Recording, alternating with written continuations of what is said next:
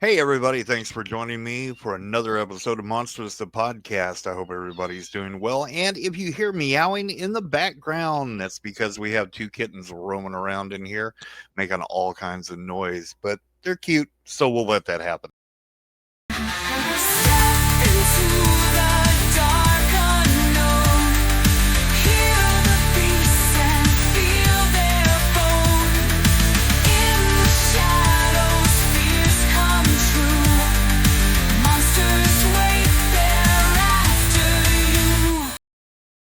So, anyway, today we've got Mr. Kip Davis, and he is going to work with us and talk with us a little bit about his interest, which has to do with history, cemeteries, all that fun stuff. He's a member of our group on Facebook, which I don't get to play at anymore because Facebook is being silly. But Mr. Kip, how are you doing today, sir? Doing very well. I appreciate you having me on tonight. Well, I appreciate you Yes. being on.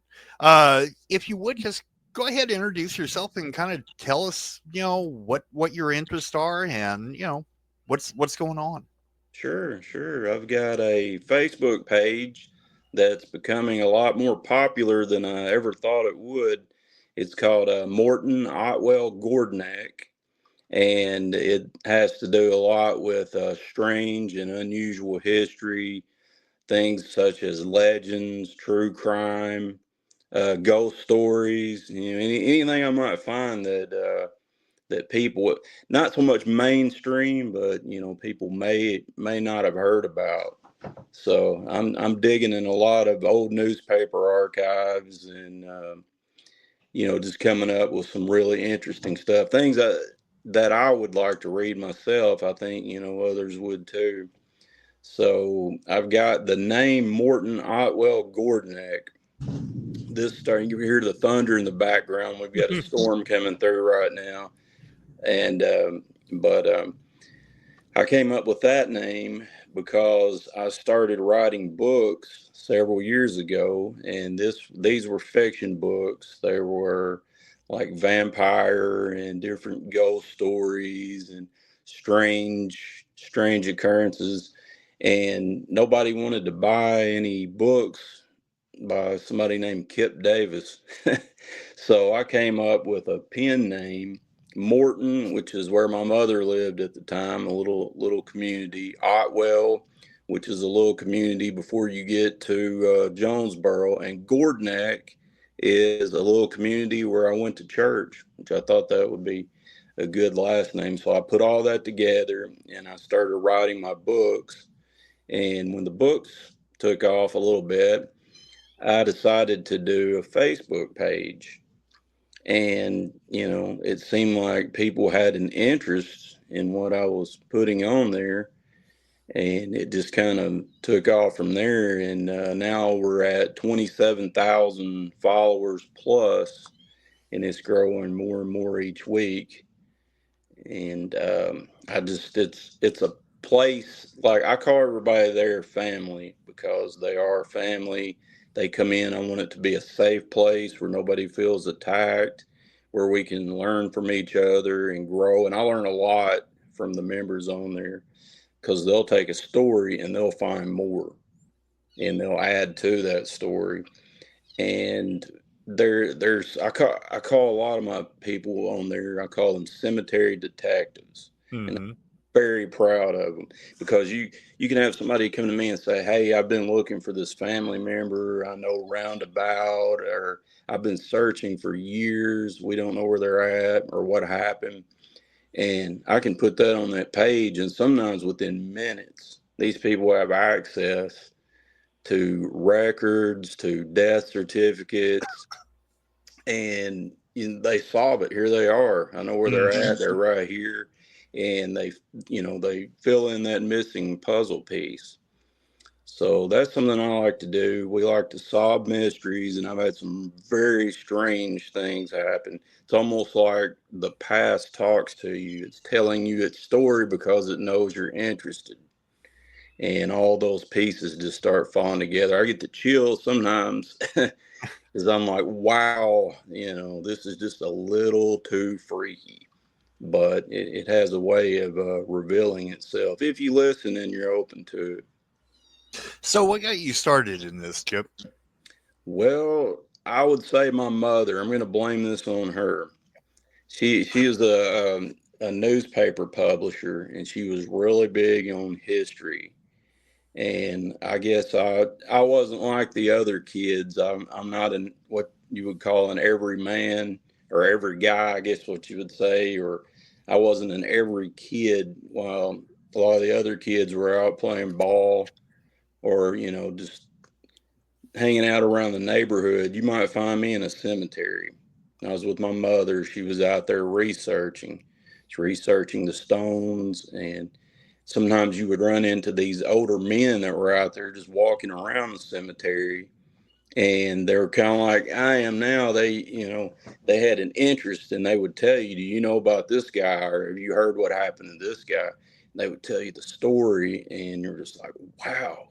I walked by this stone a lot of times, and I never knew that happened.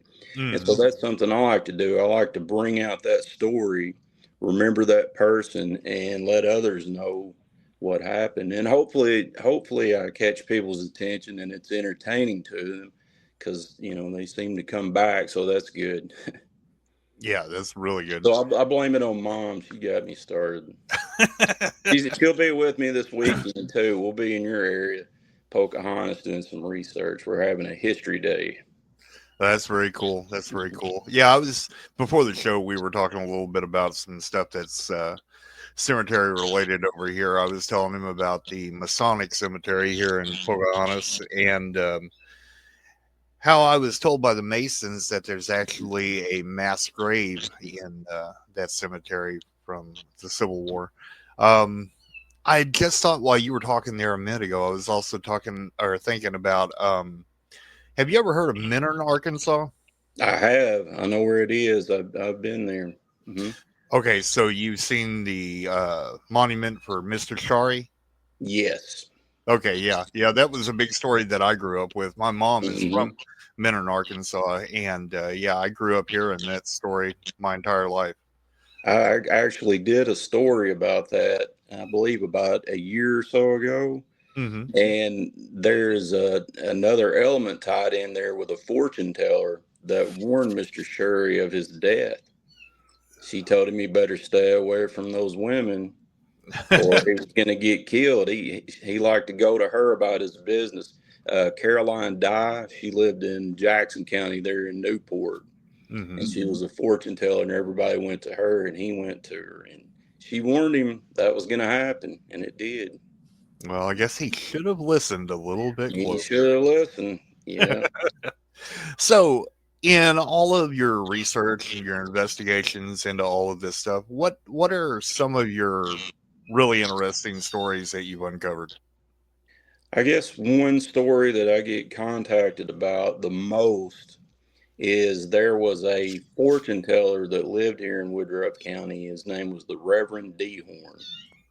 And most people will call him a fortune teller. I believe his family would tell you he wasn't a fortune teller, he was a prophet. But, anyways, he could tell the future and he could do all these things. And he has a gravestone that talks about his special powers on the gravestone, how he healed many people and read many people.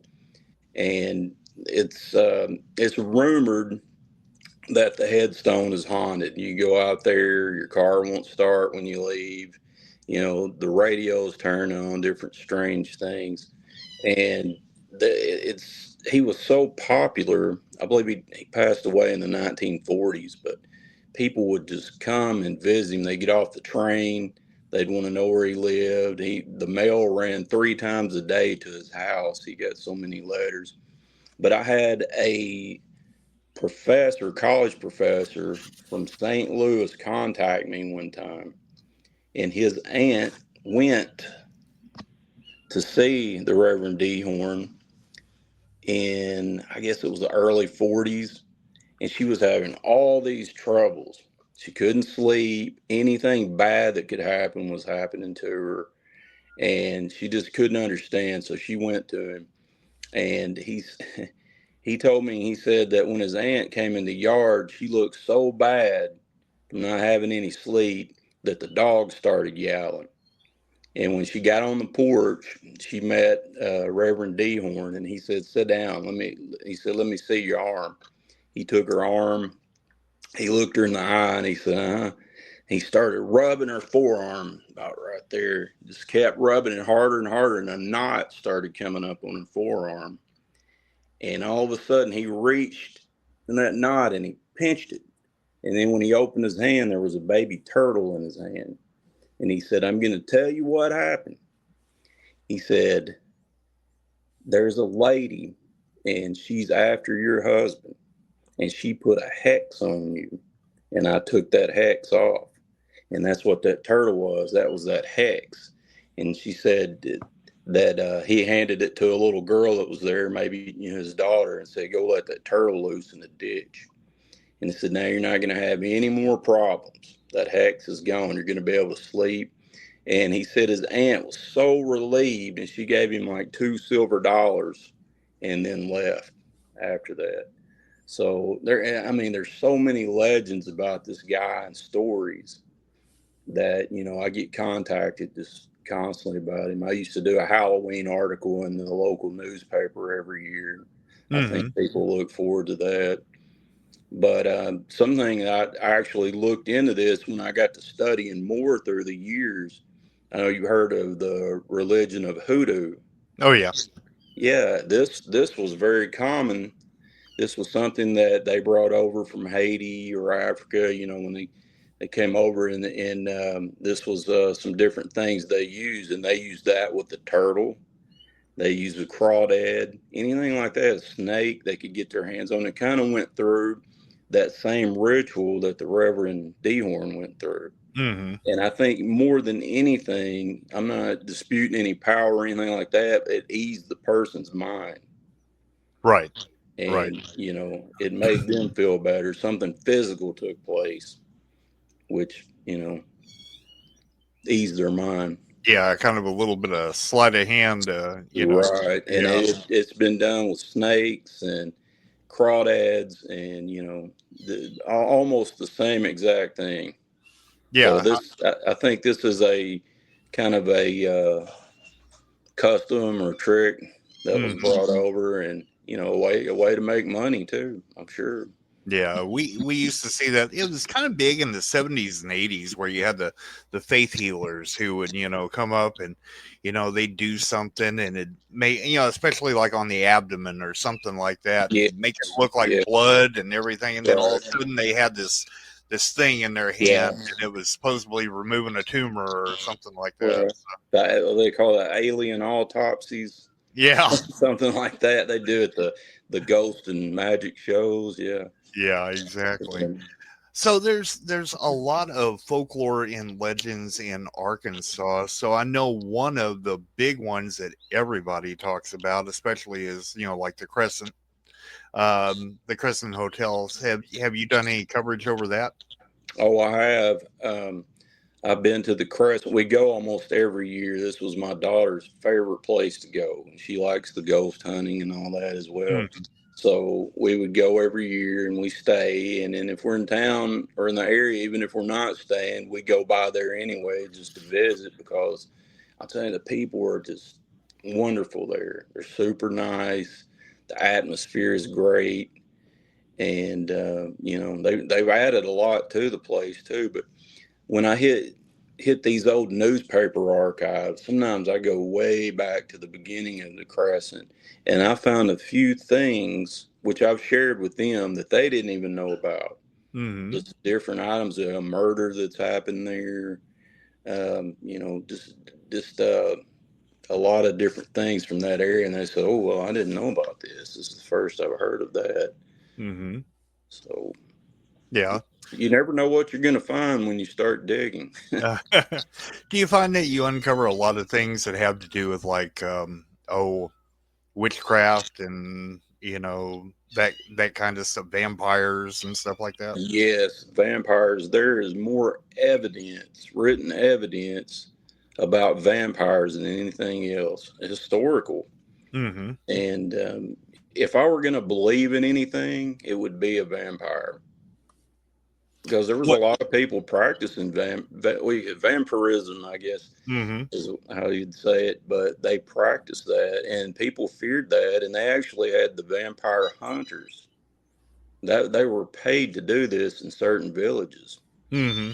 They had different rituals, and they were set up a little higher than the other people because of the service they perform. But yeah, I've done a lot of stories, and it's really creepy when you get into some of these newspaper archives from, say, the 1700s, early 1800s, and this is a very real thing to them, and the different people, the mysterious people that they have met and found out that's been a vampire, or opened a tomb and the guy's still alive in there. It's coming Mm-hmm. out at night and just wandering around the neighborhood. Perhaps he wasn't dead in the first place, but all this is recorded in history. Yeah. Yeah, I know there's a lot of it recorded over in Europe and Germany and areas Mhm. like that. Do you see much of any of that in the New World, in North America and the US? New Orleans, I think Yeah. that's a big thing. Which I know a lot of people probably just like to dress up and play the part, Mm-hmm. role play. There's a certain romance and fantasy in that. But I think if somebody were a vampire, you would probably never know. And it seems like a good place for a vampire to live. Yeah, You know, they kind of yeah, like to be known for yeah. their I, vampirism down I there. wouldn't dispute it, but yeah, if I were going to believe in anything, it would be a vampire. Now, I do a lot of digging around in historical stuff, looking for things about like Bigfoot and Dogman, werewolves, different creatures like that. You ever run across anything interesting like that, like wild men or anything? Well, I did an article not long ago on what I thought Bigfoot might be, and I find these stories all the time where a gorilla escapes from a circus. Mm-hmm. Or, they had the gorillas in museums, back in the early 1900s, and this gorilla gets out. Well, people on the train see the gorilla on the tracks, or they see it in the woods or on their farm. And I started looking into that, and there were just hundreds of those reportings. And I'm wondering if maybe these gorillas, met up and, bred in the woods, or there's, remnants of those still around in some places. Mm-hmm. That's kind of what I think it is. But I had I guess a page member, they told me the other day that they thought Bigfoot might be paranormal Oh yeah. because maybe in so the Bible talks about there were giants and different creatures. Perhaps that this was a ghost from one of those creatures showing itself and walking around. So I never really thought about it in a paranormal aspect before, but that kind of opened my mind up to something new. Yeah, there's tons of theories and ideas and hypotheses out there about Sasquatch and all of these other cryptids that we go looking around for. I'm one of the goofy ones who actually goes out in the woods and looks for these things. So, you know, talking about strange history in Arkansas, especially, I know that's kind of your wheelhouse is primarily Arkansas, isn't it? Yes, yes. 'Cause I get about one day a week off from work. So I have to go somewhere close, and I usually have my research done and some place in mind, and I have to really take advantage of that day, to get everything done. So like yesterday I was in Lone Oak County, Mm-hmm.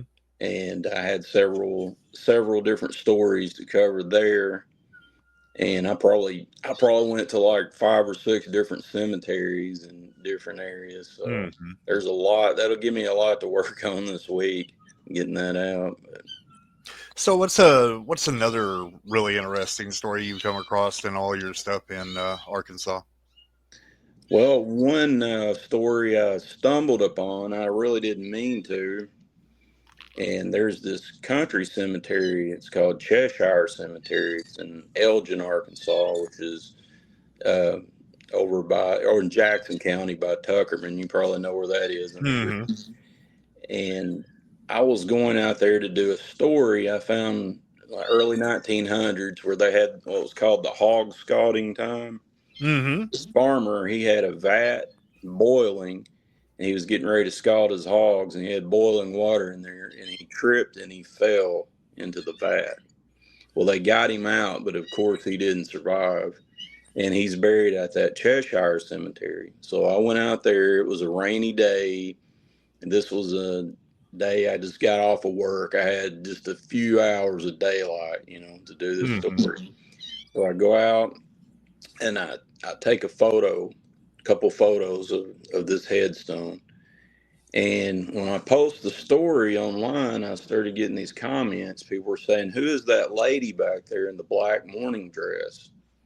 And I said, "I was the only one there. There wasn't anybody there." And they said, "Oh yeah, there is." And they were blowing the photos up and showing me. And there's this shadowy figure by this grave. One, it looks like she's standing, and the second one, she's kneeling. And I took these photos one after another.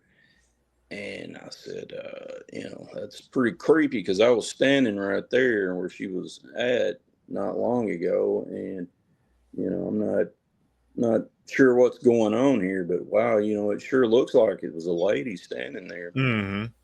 And so I go back later on and I said, well, I'm going to do a follow-up story, because I didn't even look at the grave to see what it was. So I go out and, I look at the photos, and I walk right to the tree in the grave where the lady was at. And as I look, it's a headstone, the one she was standing at and kneeling at. And it was of a mother and child, which is, they died a day apart, the child during childbirth, Mm-hmm. and then the mother the next day. So I don't know if it was a ghost, if the lady was there mourning the child, or if it was somebody, maybe the mother of the lady that died. I don't know. But I started asking a lot of the older people. I said, this one guy, I talk to him all the time, and if anybody knows any history around there, it's going to be him. And I didn't say anything. I said, were there ever any legends about the Cheshire Cemetery? And he said, yeah. He said, there was always one where people said they could see this lady dressed in black at night walking around out there in that morning dress. I said, that's all I need to know. I haven't been back since then, but. Well, if you get a chance and you can locate those pictures, if you'd send them to me, send them to me through email, and I'll post them up here so that people can see them when they're watching the video. Because I think that'd be really interesting to see. Yeah, you bet. I'll send them to you tonight. Any other really interesting, creepy things like that have happened to you? I know when you go walking around in cemeteries, weird things happen. So. Well, one time, and this one had an explanation to it, though. Okay. For a long time, I thought it was paranormal.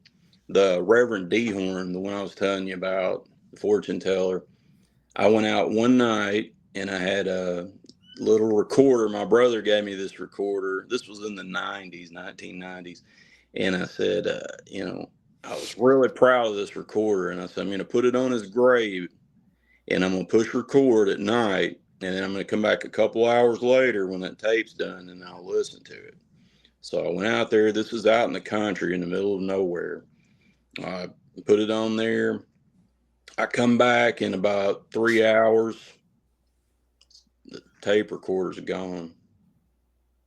I was like, well, maybe a raccoon or something came by and got it. It's gone. So I'm looking everywhere. There's nothing there. No sign that anybody had been there or anything. This was probably like 10 or 11 o'clock at night.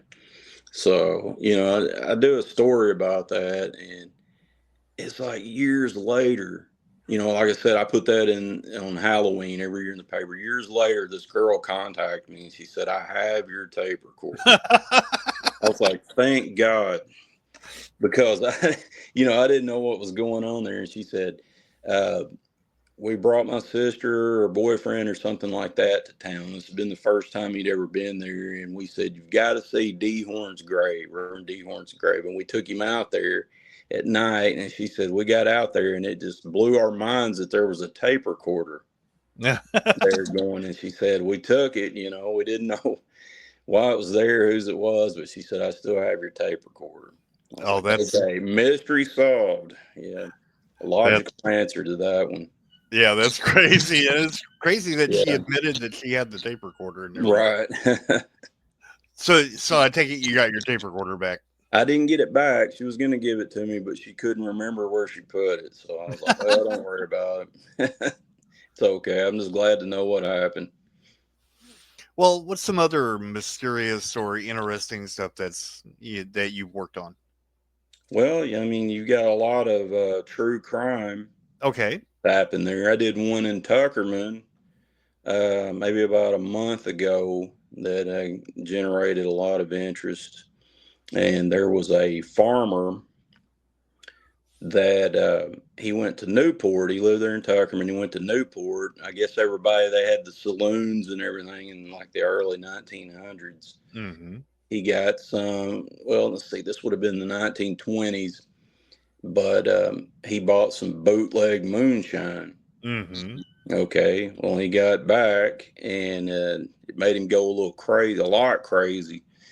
And he shot his wife point blank range. And the little girl's daughter came up and saw it happen, and she started screaming when he threw the gun at her, which was a shotgun. Uh-huh. Threw it at her, missed her, and then he started walking down the street. And some guys saw him, and they said, "Where are you going?" He said, "Just calmly, I'm going fishing." And they said, "Can we come along?" And he said, "Not this time, boys." He said, "I'm going to meet my wife." And they said, "Okay." So he went down to Village Creek. He walked across the bridge. There was a boy fishing. He said he saw him go across the bridge, walked out into the water to the middle of it, and he drowned himself. Oh my goodness. Yeah. So you get a lot of things, and they're buried side by side. And you put something like that on your Facebook page, immediately you're going to get people say, I don't want to be buried beside somebody that murdered me. That's not right. So you can understand that, but you get a lot of that. Asylums, there's a lot of things that happen in Little Rock at the asylum. One lady I investigated. Have you ever been to Powhatan? Yeah, I grew up at that area. Did you? Isn't that an awesome place? It You got is. that big courthouse up there along the Uh-huh. river, and they've got a really old cemetery there. Yep. And I went out to find this lady. I can't think of her name right now, but this lady, the newspapers described her as having a mania of self-destruction. Mm-hmm. And she had done everything. They couldn't watch her anymore. She had jumped out of windows, stepped in front of trains, you name it. She jumped off a bridge, and they finally put her in the asylum in Little Rock. And she tried to beat her brains out on the wall while she was in there. And that didn't happen. So they I guess they put her in a padded cell, so she refused to eat.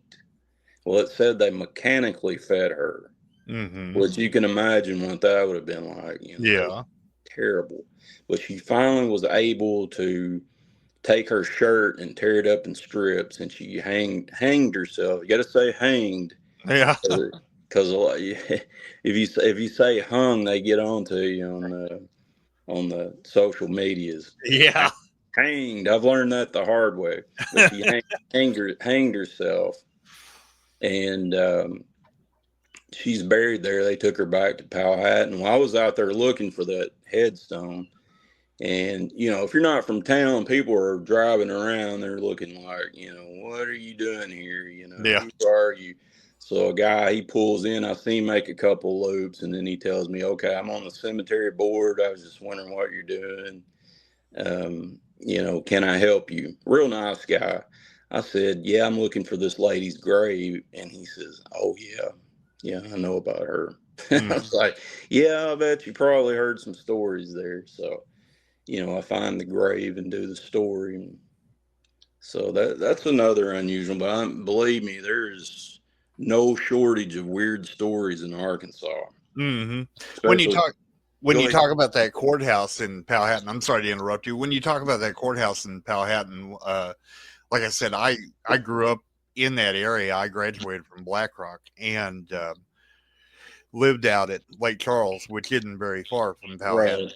So I grew up hearing stories about how haunted that courthouse is and about how they used to hang people out there or hung people, whatever it was. Anyway, Yeah.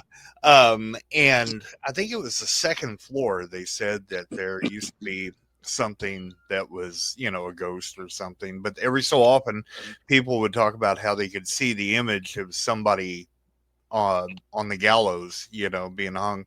Uh, so yeah, there's a lot of weird stuff that happened out that way. Oh yeah, the jail behind the courthouse. I did an article on it. I found several different news articles. People would hang themselves in there, and then they'd put some guy in the cell where the guy had hanged himself in, and of course, people would start going crazy. They'd say they could see the ghost or they could hear the guy moaning, and they're just fighting to get out. And that place, if you've seen it, it's a dungeon. Mm-hmm. It's Yeah. it's solid brick, and then you've got all this iron cages, and oh, it's terrible. I don't know. I mean, it could have stand to stay in there. I would have been on my best behavior all the time. Yeah. But Yeah. there's a lot of stories, about that jail. Mm-hmm. Yep. Other areas and other stories in Arkansas. What else have you got going on? What else have you uncovered? Oh, I can tell you a little something that nature uncovered a couple of weeks ago. I went to Oakland Fraternal and Historic Cemetery, Mm-hmm. and I had several stories I was going to do there. I'll find the people's graves and kind of do a short video or just get some photos. And I get there early in the morning, probably when it first opened, and I noticed a lot of trees had been blown over from the storm. Mm-hmm. So I go out there and I see this one, and it's got like this giant root system that's come out of the ground where there's this deep hole. And I'm like, oh man, there's got to be something in there as deep as it was. So I walk around that tree to the roots and I look in there and I see what's either, I don't know if it's a casket or the vault, but it's metal and it's old. And all the headstones laying around it are like 1800s. Mm. So I'm guessing it's probably from the 1800s, big metal, and it's sticking right out of the ground there where you can see it, where the tree just peeled everything off the top layer of dirt and roots. Yeah. Now you had a picture of that. I know that you posted that on the group. So Right. I've got a video of that. I took a video, and everybody started saying, "Oh, is anybody in there or anything like that?" And I've got a really warped sense of humor. I do. I mean, I can't help it. I can't change. Nobody. Yeah. But anyways, I did a voiceover on it because everybody kept asking me that. I've got one, and I went outside, and every time it showed on the video the metal casket, I would hit the voiceover and I would knock on the side of a truck. Boom, boom, boom, boom. And it sounded like, that metal casket knock. that's a good warped sense of humor. I like Oh yeah, that doesn't even crack my top five, but I get scolded a lot. People are like, you're not right. And I'm like, what? You didn't know? Yeah, that. that's right. What are you doing on my page? What's probably one of the most disturbing things that you've uncovered? Well, that was pretty disturbing, but vandalism, that's something that I really can't stand for in these cemeteries. You get nature's one thing, you can't stop that, but you get a lot of vandals that go out there, and that was one reason I was at the Oakland and Fraternal Cemetery in Little Rock. What's this boy's name? Anderson Mills Wright. Okay, the Mills family, they were a really prominent family in Little Rock, Mm-hmm. and I believe the Mr. Mills, he was a judge there and a sheriff. He'd been all these things, They had a lot of old money, and they took in children. That's what they did.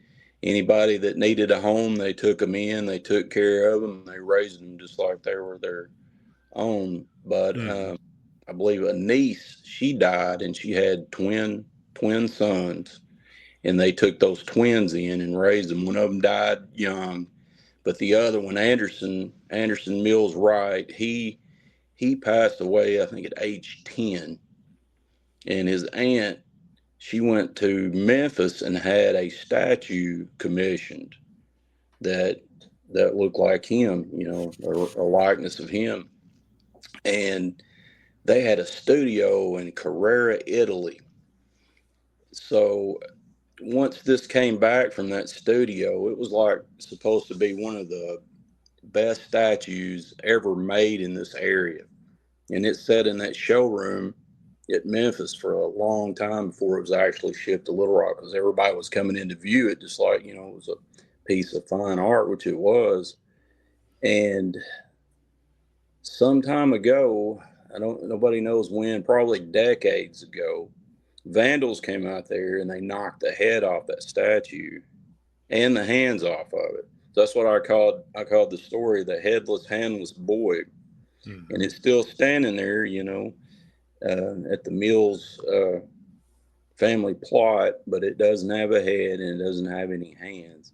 And nobody has any photos. If anybody out there has one, I would love to see it, because there's so many people interested. Nobody knows what happened to the head or the hands. Somebody said, "Is there a nearby creek?" And I said, "Yeah, right on the back side." He said, That's probably where it is. You got out there Mm-hmm. and looked around, but there's no telling. This was 1800, so there's no telling where it Yeah. is now. So Yeah, it's probably covered up by debris as the creek has gone up and down and right, everything. So or you in probably never. somebody's yeah, Yeah. garage or attic or yard. Yeah, there's no telling. That's So, horrible that somebody would do something like that. So, right. yeah. Well, hey, tell me about you told me that you were a writer. Tell me about your books. Okay. I started out. My first book that I did is a book called Anna, and I had a dream about this whole book. I didn't know what was going on. I was, this lady would show up in my dream, and she would tell me different parts of her life. And she was a vampire, and she told me about how she became a vampire. But the whole book didn't come in one dream. And I would tell my daughter this. She was still a young girl, still living at home with us in school, and she was really interested in these things too. She liked paranormal and vampires. And I would tell her that part of the dream that I had, and I would write this down, just kind of a rough draft. And she was always asking me, "Did you have another dream? Did you have another dream? I need to know." I said, "No, I haven't had one." Sometimes it might be 2 weeks. And this girl would appear in my dream, this Anna, and tell me another part of the story, and I would write it down. So when I finished the book, I gave her full credit because I didn't know what was going on. And I've got a friend. You remember the Charles Atlas bodybuilding classes? Yeah. You do? Okay. My friend, he owns the Charles Atlas bodybuilding. I'm not trying to name drop or anything, but we talked quite often during that time. And he told me, he said, "What's happening is you've got a muse that's visiting you at night." He said, "This has happened a lot to people in history, a lot of musicians or things like that." And I kind of looked up, some of them, and you had like um, the Beatles. Some of them had these things come to them in a dream. They didn't understand or know what was going on, but it would just come to them like that. And so, I would just write all this down, and then I just, turned it into a book, giving her full credit for it. And I never had that happen again. Written some other books, but, they were kind of using my imagination, on my own, or sometimes hearing the stories that I look up and kind of putting a twist on it. Mm-hmm. But I can remember I had to do a cover for the book, and I thought, what am I going to do? I went to this old cemetery out in the country, and that's the one that had the old white stones, like from the 1800s, that kind of glow. And I thought these would be good, but there's something missing. And I'm walking around, and I find this big pit on the side of the cemetery that somebody dug out with probably a backhoe, and that's where they burned all their garbage. Mm-hmm. And I look down in that pit, and down at the bottom is a dozen roses that are all faded and dried and cracked, still a little color to them, red roses. And they're, just in a bundle. And I thought that would be perfect on one of those white headstones. So then, what I had to do? I had to climb down the bottom of that pit and get those roses, climb out. I placed them on the headstone and then took a photo, and that was my cover picture. That sounds fantastic. It's interesting how that kind of stuff just works out sometimes. Yeah. I got So, hurt pretty bad last weekend doing a story on Petty Jean Mountain. oh, how'd you get hurt? finally healed up. Well, it had just rained, and I was doing one on the graveside. And I thought, well, I filmed it from above, but that wasn't good enough. I needed to get down to the actual grave and get some photos and footage. Mm-hmm. And a rain shower had just came through. And I stepped out on the rocks, and it was just like ice. And I took about a 10-foot fall. Wow. I was injured pretty good. I thought at one point this could be it, but I shook it off, and I stood up, and I thought, well, if I'm gonna die, I'm gonna get this photo I came down. So I got it, and then I went back to the top. And I really didn't say anything for a while. I told my son what happened, and I said, just kind of watch me for a little bit. I know I'm hurt, I'm bleeding, and so instead of going to the hospital, we went to the Golden Corral. I think after about 3 trips to the buffet, I'm going to be okay. Yeah. Well, I've been to where that gravesite is. You're lucky it was only a 10-foot fall. Yeah. Yeah. That's quite a view from up there. I've been in pain all week long. Today's the first day that I was actually pain free. So, yeah, it comes with some risk trying to get just the right photograph sometimes. But I did get a lot of views on that story, so it was worth it. No pain, no gain, huh? That's right. Well, if people wanted to find your books, where would they find them at? You can go on Amazon. You just put in Morton Otwell Gourdneck, and you've got a lot of modern horror stories. A little twist on them, things you would see today. So, I think most people like them. Some people say, that was a little weird, but I've got a lot more books in my brain right now that need to come out, but I'm working on so many other projects. I just don't know when that might happen. I understand the feeling. I suffer from the same disease, I believe. I've got more irons than I do fire, I think. Right. But what are you working on right now? What are we looking at in the future for you? Well, I'm gonna. One thing that I posted on my page is, I cover so much of Arkansas. I want to branch out a little more and cover some of the areas that the members live in. Maybe Texas, some in Canada, a lot in Australia. I'm going to start digging into those areas and do some stories, because when I do that, a lot of times I'll get people say, that's my hometown. Mm-hmm. That's where I never knew that cemetery is just like a few blocks from me. I'm like, go get me some pictures, go down there and visit, give me some pictures so I can see some updated ones. And, but to me, if somebody really enjoys what I'm doing, that means a lot to me. And people don't understand that when they say, I look forward to your stories. I read them before I go to bed at night. or I just can't wait for this. They don't understand. That means that's all I want. I don't want money. I don't want fame. I just want to entertain people, and it can take them away from reality for a while, or something to hold their attention that they can enjoy. That's what I like. I agree. I understand completely what you're saying there. It's that feeling that you've done something that people appreciate. Right, right. Yep. Yep. So, okay. So, one more time, we'll wrap it up as far as where can we find everything that you're working on. So, your books are on Amazon and they can find you on Facebook at. Facebook at Morton Otwell Gourdneck. Okay. And I'm adding daily. I mean, we've got something on there all the time. I think I've got a lot of people spoiled. So I really have to keep up the pace, because I think when they tell me I'm reading this, daily, or I'm reading it at bedtime. So, I think about them and I say, well, I've got to get something on there for them. So that motivates me to keep it going. Well, fantastic. Well, Kip, I appreciate you coming on here. If you'll hang on just a minute, I'm going to wrap this up and then I'll be right back. Yes, sir. Thank you so much. Absolutely. Thank you for being here.